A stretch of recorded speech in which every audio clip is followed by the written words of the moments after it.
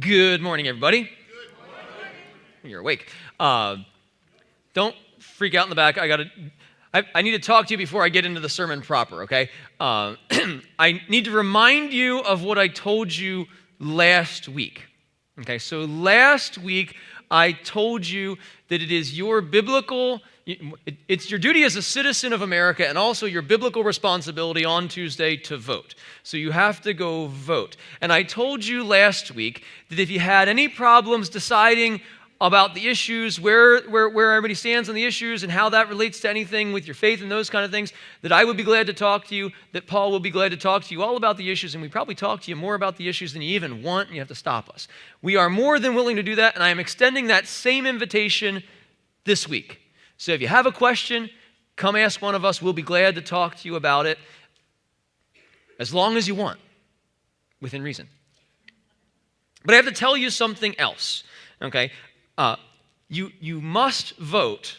However, I need to tell you that I get very upset when I hear people say, and I've heard preachers say this, you can't be Christian and vote for fill in the blank. Okay, whichever blank you want to fill in there, because I've heard it both ways. Let me be clear with you. Your salvation is not determined by how you vote on Tuesday. Let me explain why. We are sinners. And no matter who you vote for, you're voting for a sinner. So your choice will not be for a perfect person. And it is possible to be saved, to be a Christian, and also be wrong. It's possible for you to believe in Jesus and make a wrong choice. But your salvation is not determined by the way you vote. However, I also need to be very clear with you and tell you that we do not live at a time in history right now where each choice we have to make is equal. Some Christians have been blessed to live at a time where their vote is pretty much one or the other, doesn't really matter. That is not the situation in which you live today. If we look at history, one of the greatest failings of the Christian church down through time is the failure to speak out when evil is prevalent among us. And we can name various points in history where Christians, whether the pastors from the pulpit or the people or both, failed to speak out and confront evil when it was in their midst. If you'd like an example, very recently, historically speaking, when there was an evil power in Europe that mistreated and exterminated a group of people, the Christian church, for the most part, remained silent. When the Nazis were rounding up Jews and exterminating them and mistreating them before that, most Christians, most pastors, and most Christians in the pews said nothing. That is a huge failure on the part of the Christian church.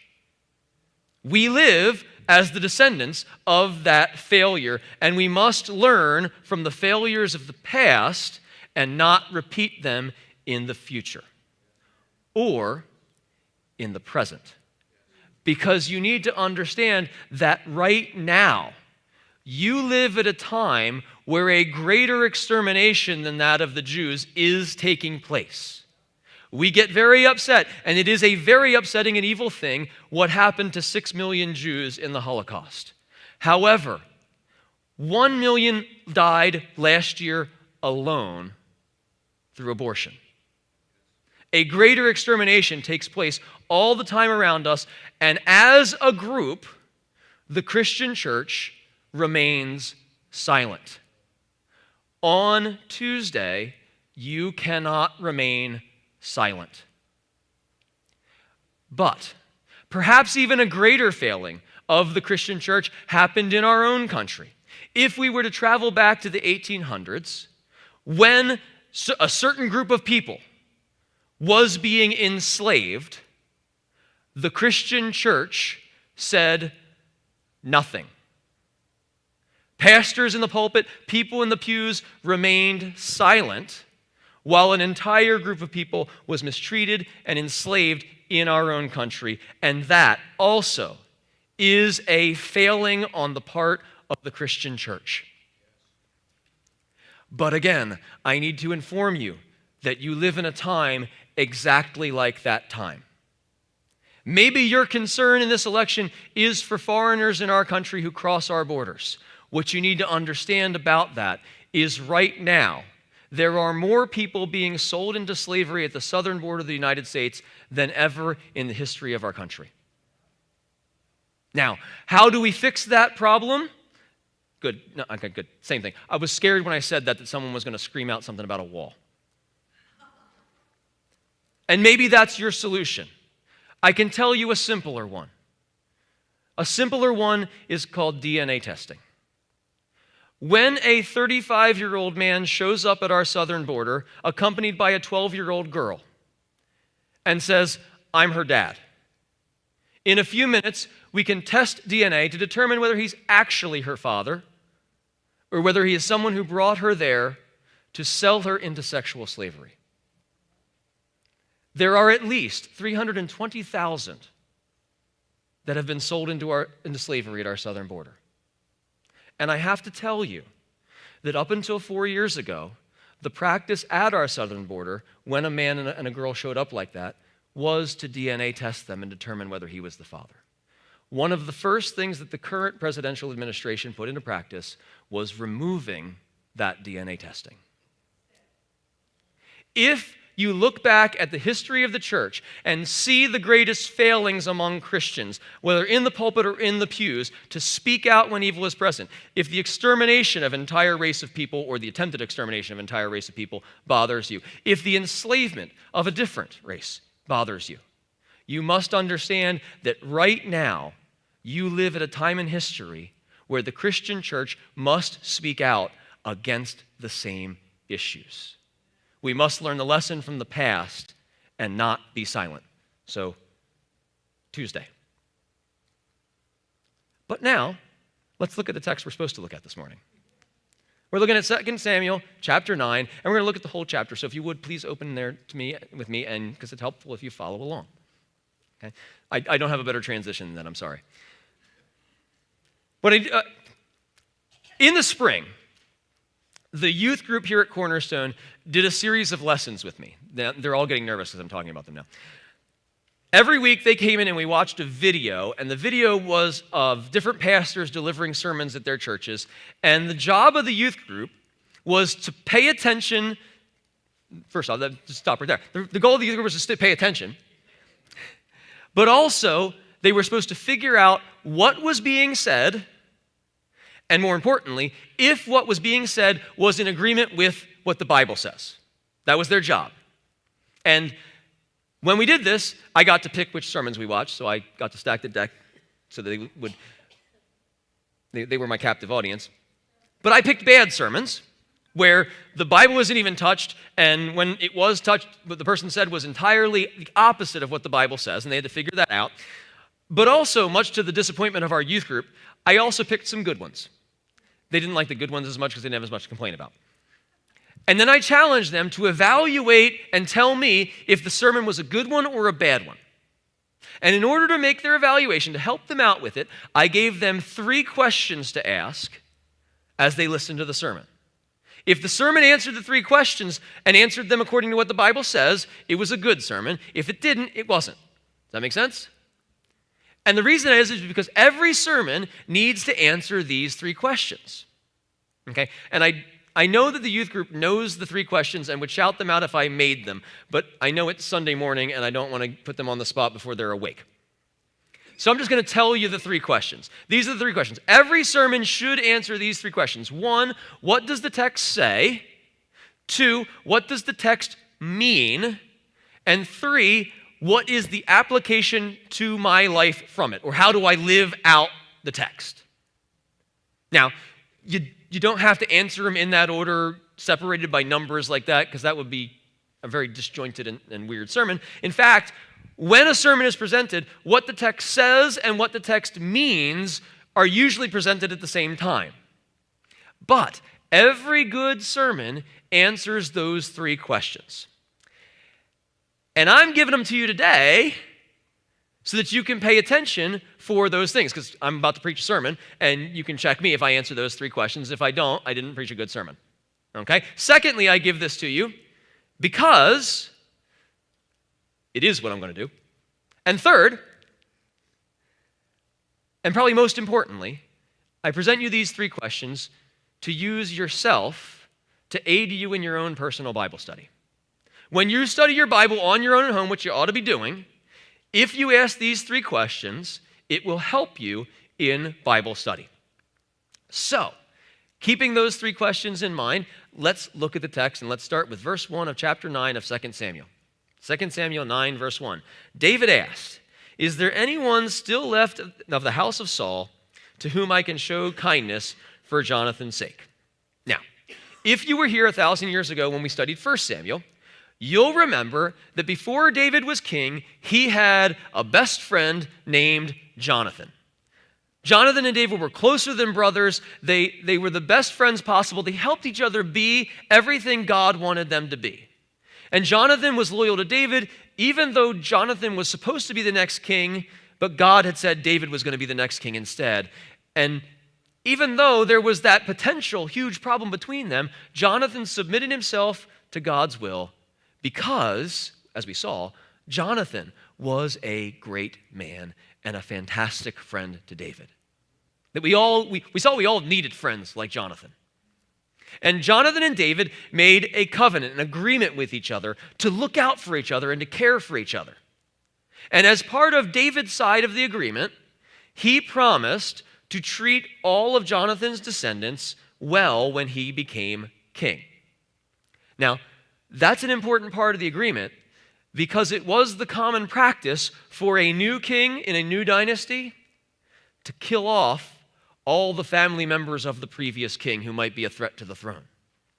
And in 1 Samuel chapter 20, we saw Jonathan's request to David. Jonathan said, "Show me unfailing kindness like Yahweh's kindness as long as I live so that I may not be killed. And do not ever cut off your kindness from my family, not even when Yahweh has cut off every one of David's enemies from the face of the earth." And we saw that David agreed to do that. And even though Jonathan was killed in battle while David was off in the Philistine country because Jonathan's father had tried to kill David, David here remembers the covenant he made with his best friend, and he attempts to honor his promise by showing kindness to any of Jonathan's relatives. So verse 2 says, "Now there was a servant of Saul's household named Ziba. They summoned him to appear before David, and the king said to him, 'Are you Ziba?' 'At your service,' he replied. The king asked, 'Is there no one still alive from the house of Saul to whom I can show God's kindness?' Ziba answered the king, 'There is still a son of Jonathan. He's lame in both feet.' 'Where is he?' the king asked. Ziba answered, 'He's at the house of Machir in Amiel, son of Amiel in Lodabar.' So Ziba, Saul's servant, was called in and he was asked, 'Is there a descendant left?' Now, at this point in time, Ziba is probably still managing the land that belonged to King Saul. And David learned from Ziba that Jonathan's son was still alive. And you'll notice in the text that Ziba is very quick to point out that the son is crippled. And we saw this story too. When the boy was young, the word came that Saul and Jonathan had died, so his nurse picked him up and ran away with him. She's probably running away to protect him from whoever the next king was coming to kill him. But as she was running away, she dropped him, and he was crippled in both of his feet. And being crippled would disqualify him from being king. And Ziba, here in the story we're looking at, being so quick to point out that he's crippled, indicates to us that Ziba thinks that David intends to kill the son, because this is what everybody would expect. So he says, he's lame in both feet, as if to say, no, he's no threat to you, king. Don't worry about it. He's no big deal. And then he adds, he's not even staying in his own house. Look how little of a threat he is to your kingship. He's not even staying in his own house. He's staying with someone else. He's staying with Machir, son of Amiel at Lodabar, who we're actually going to see come back in the story later as a loyal supporter of David. You see, it would be normal for David to eliminate rivals to the throne. Everybody would expect this. Ziba clearly expects that. But that's not what's going on here. We see David's motivation in verse 3. God has shown David kindness, so now David wants to honor the covenant he made with Jonathan and show that same kindness, God's kindness, to Jonathan's son. And verse 5 says, "So King David brought him from Lodabar, from the house of Machir, son of Ammiel. When Mephibosheth, son of Jonathan, son of Saul, came to David, he bowed down to pay him honor. David said, 'Mephibosheth, at your service,' he replied." And just pause here in the story for a second, and just for a moment, put yourself in Mephibosheth's crippled shoes. David and Jonathan had been best friends. But Mephibosheth had had no relationship at all with David up to this point, and that by his own choice. Because he knew what happens to the descendants of the previous king. And when those messengers came from David and knocked on the door to summon him before the king, Mephibosheth was probably terrified, believing that he had finally been found out, and he was being called to the king to be executed. He'd been hidden. He hid from the new king in someone else's house, but not anymore. So when he appeared before David, he fell on his face to show that he was no threat, and he was probably prepared to beg for his life. But the Bible tells us that that wasn't needed. Verse 7, "Don't be afraid," David said to him, "for I will surely show you kindness for the sake of your father Jonathan. I will restore to you all the land that belonged to your grandfather Saul, and you will always eat at my table." Mephibosheth bowed down and said, "What is your servant that you should notice a dead dog like me?" Mephibosheth is understandably confused by what is going on in this story. Normally, kings kill potential rivals. They don't honor them. David told Mephibosheth not to be afraid, and that was going in direct contrast of the normal custom. And more than that, what David was saying he would do, what he was offering, was extreme. He's going to give back all of King Saul's property. He's going to have Mephibosheth eat at the king's table with him every day. Mephibosheth had spent years hiding from David in fear. He probably felt worthless because being crippled, he couldn't make a claim to the throne that his family had possessed. And what David was saying did not make sense. Could David's statement, "Don't be afraid, be trusted"? Or was this all some cruel ploy to eliminate Jonathan's son? Well, whether or not Mephibosheth understood or believed it, what the Bible tells us is that David set out to do exactly what he said he would do, to honor the covenant he made with Jonathan. Verse 9 says, "Then the king summoned Ziba, Saul's steward, and said to him, 'I've given your master's grandson everything that belonged to Saul and his family. You and your sons and your servants are to farm the land for him and bring in the crops so that your master's grandson may be provided for.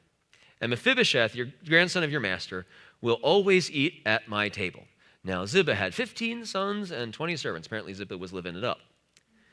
"Then Ziba said to the king, 'Your servant will do whatever my lord the king commands his servant to do.' So Mephibosheth ate at David's table like one of the king's sons. Mephibosheth had a young son named Micah, and all the members of Ziba's household were servants of Mephibosheth. And Mephibosheth lived in Jerusalem because he always ate at the king's table." He was lame in both feet. David was overwhelming in the favor he showed to Mephibosheth. He returned all of Saul's land to him. Now, Mephibosheth knew about that property, but if he had taken it, that would have looked like he was claiming the throne. Or at the very least, it would have made his existence obvious to David. And Mephibosheth thought that would put him in danger. He was wrong. David showed him huge kindness by going against the normal practice and even restoring all the land to him. But that's not all. David gave Mephibosheth servants. Ziba and all those under him were to work Saul's land to provide income for the food and family of Mephibosheth. I say the family of Mephibosheth because Mephibosheth himself didn't need the food from Saul's land, because David also promised that he would live in Jerusalem, no longer in fear and hiding. He would live in Jerusalem and he would eat every day at the king's table like one of the king's sons. David brought the descendant of his rival to a place of prominence. The descendant of the man who tried to kill him to a place of prominence. David basically adopted Mephibosheth as his own son to honor the covenant he had made with his best friend, Jonathan. This show of kindness from David to Mephibosheth is overwhelming. It must have seemed unbelievable to Mephibosheth even as it was happening. But the Bible tells us that it is what David did.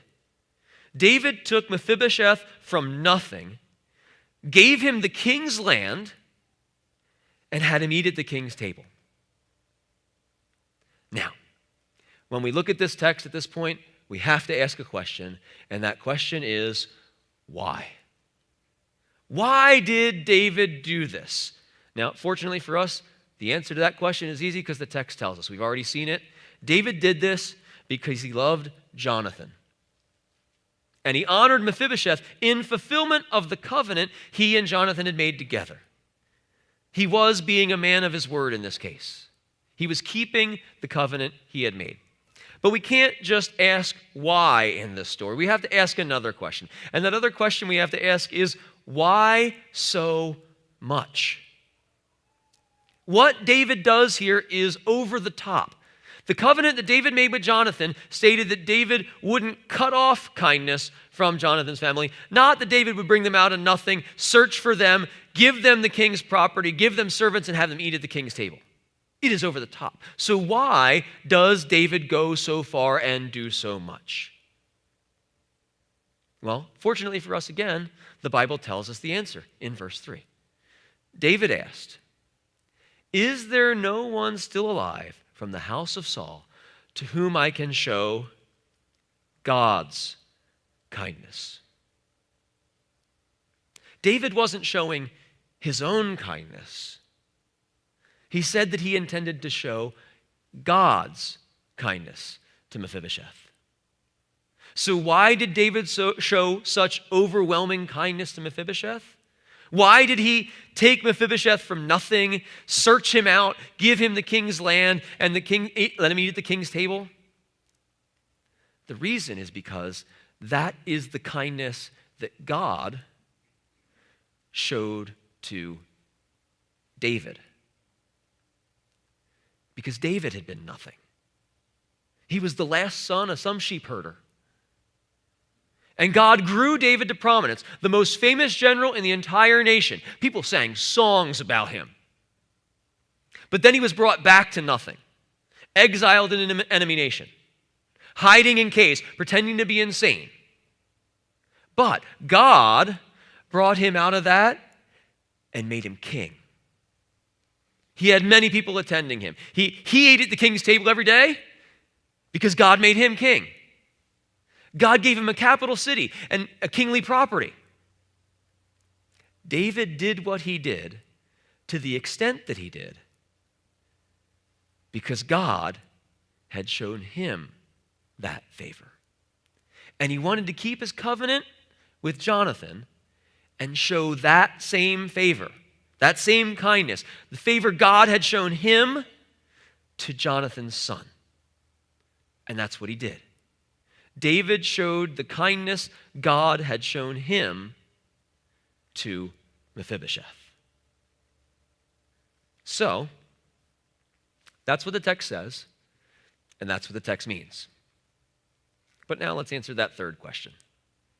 How do I apply this to my life? How do I live this out? Well, when we read this story, we might look at the kindness that David showed to Mephibosheth and determine the way we apply this to our lives is that we should show others God's kindness like David did. And for that lesson, we could point to something like the golden rule. Do to others as you would have them do to you.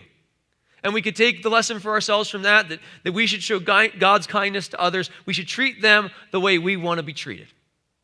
And that will be a fine lesson and a valuable lesson for us to learn. We should show God's kindness to others and treat them the way we want to be treated. But if we were to stop there, we would miss a key lesson from this text for us. And the lesson is this: we are Mephibosheth.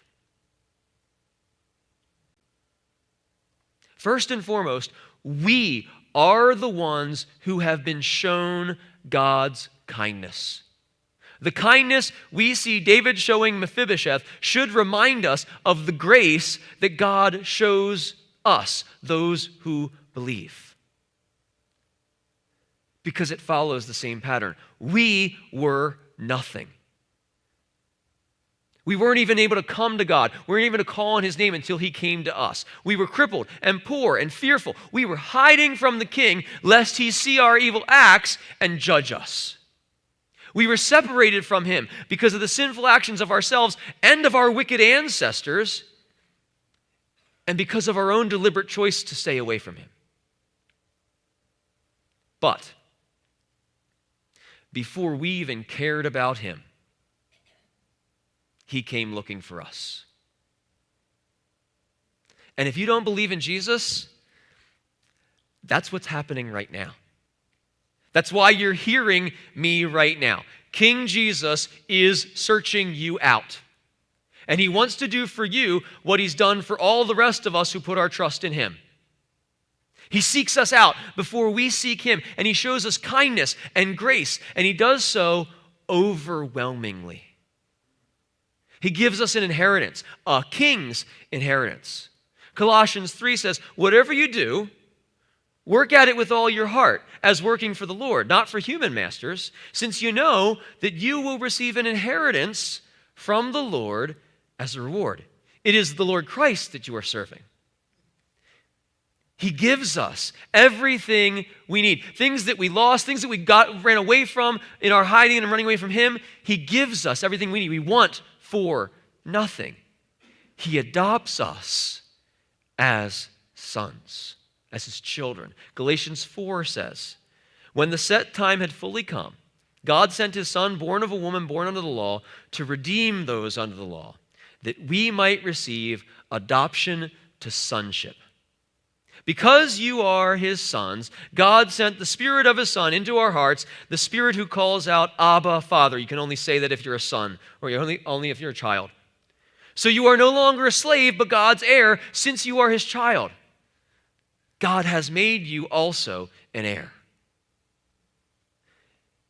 And we eat at the King's table. In just a minute, we're going to do that exact thing. We're going to gather at the Lord's table.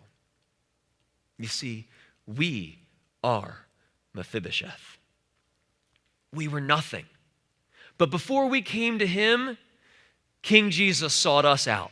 He lavished kindness on us. He gives us an inheritance. He adopts us as sons. He invites us to fellowship with Him and eat at His table. And He does this because of covenant.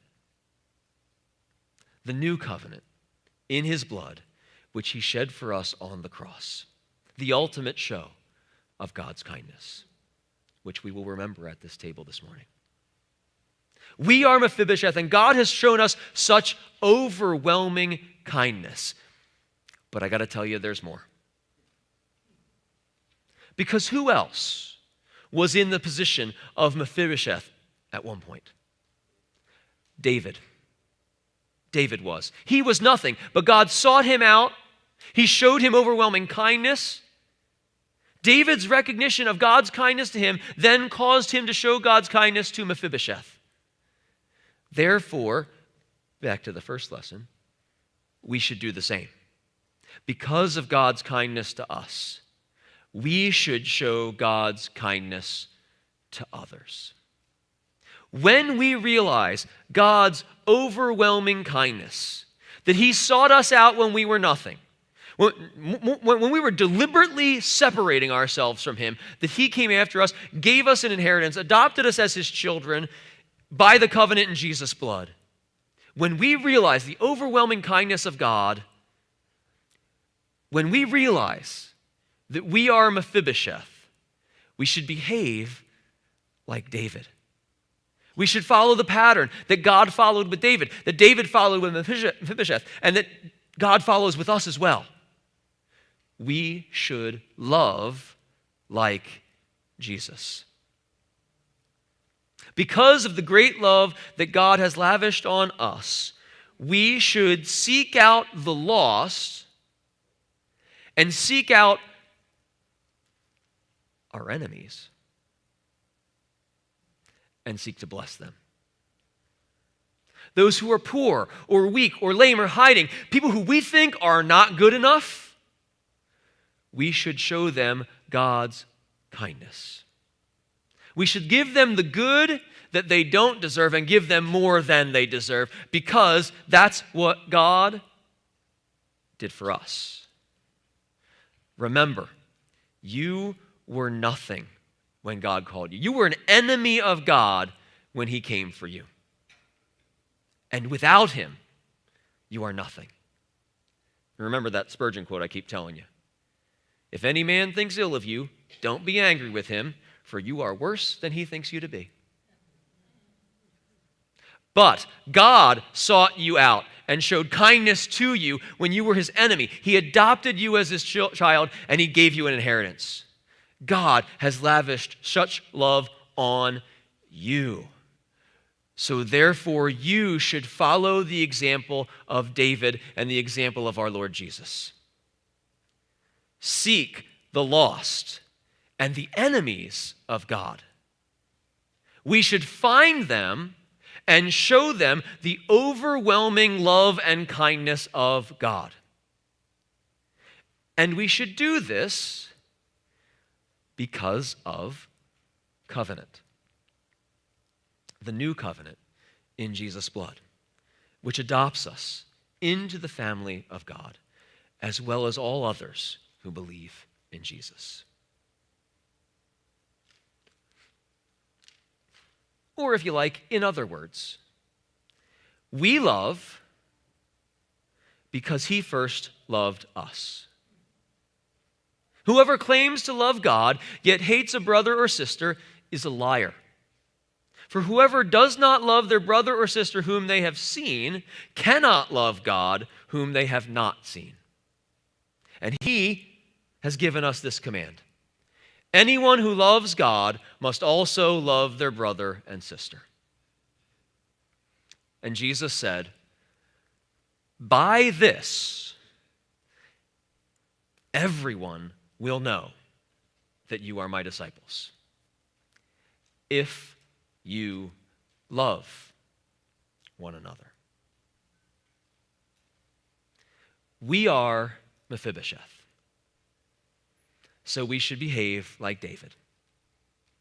Since you recognize the overwhelming love and kindness of God to you, show that same kindness, God's kindness, to others.